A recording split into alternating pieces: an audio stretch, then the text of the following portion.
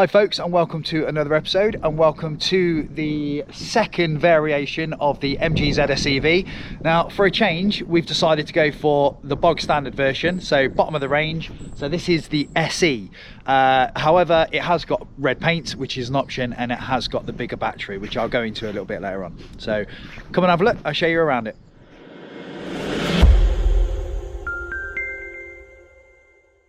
Please remember to check out our other videos and click on the subscribe button and click on the bell icon so you get notifications each time we upload another video. This video is brought to you in association with Just EVs, where this car and many other new and used EVs are available for sale and test drives.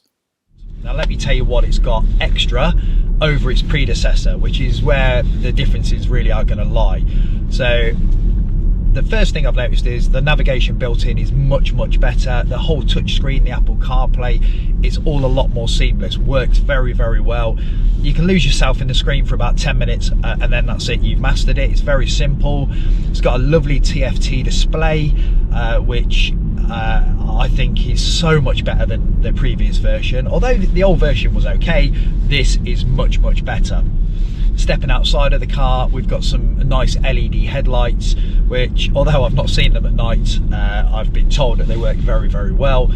LED front indicators as well, although the rears remain incandescent. LED tail lights as well, which are nice.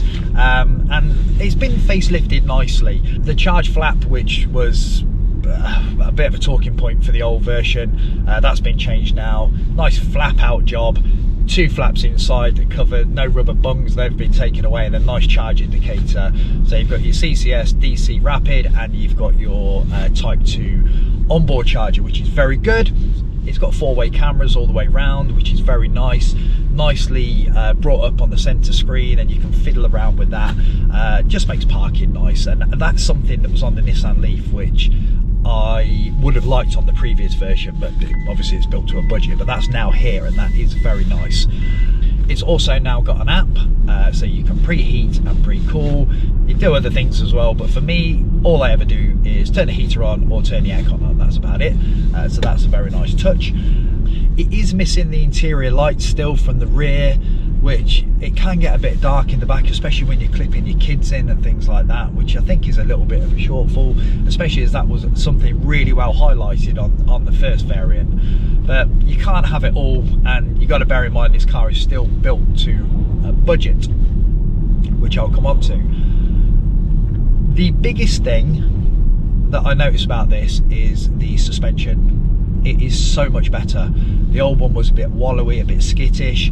I'm just taking this down some nice narrow country lanes at the moment. I'm only doing 30, but I can feel that it's been toughened up. It's got a quicker reaction time for sure, where the back end used to skip a little bit, or it would get a little bit caught out. This has definitely been worked on, and it's much better. It's a very comfortable ride. It's a nice balance between firmness and feeling like you're in control, and actually not being too aggressive that you feel like you're driving a Tesla Model 3, for example. So nice job on that.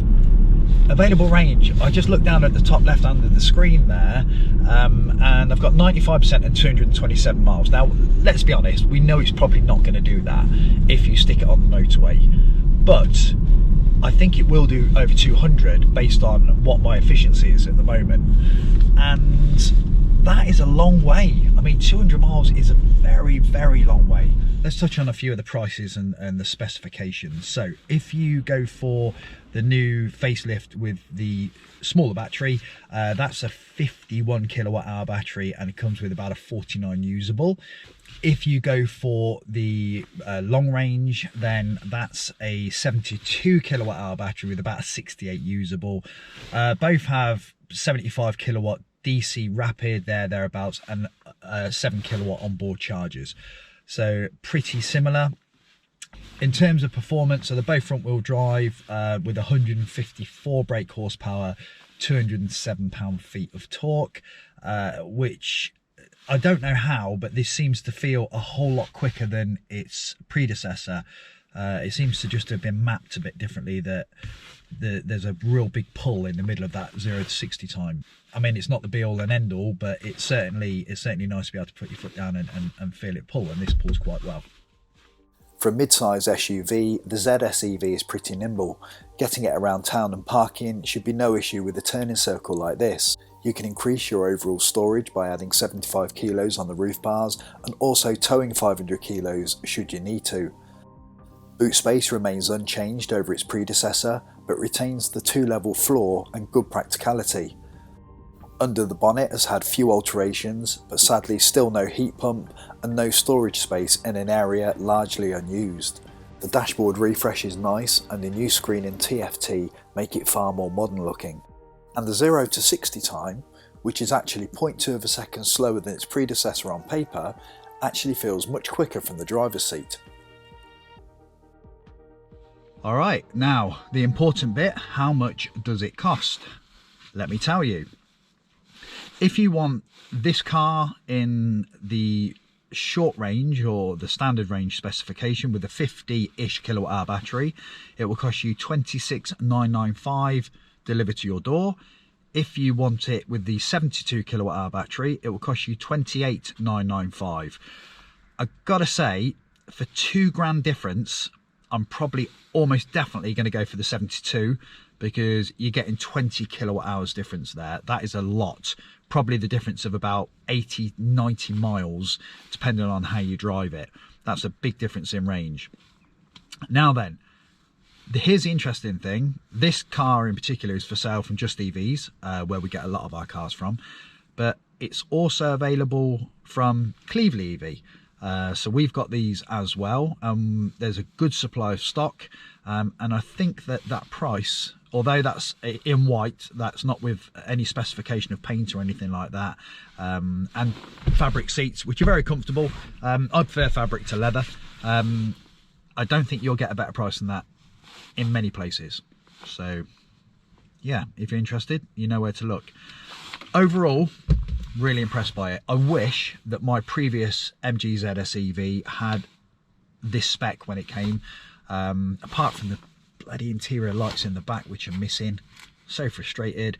I would like to sky roof as well, and if I had one, I probably would get sky roof because I think that's just something that just makes it feel a bit more airy and spacious, although colder. Bear that in mind.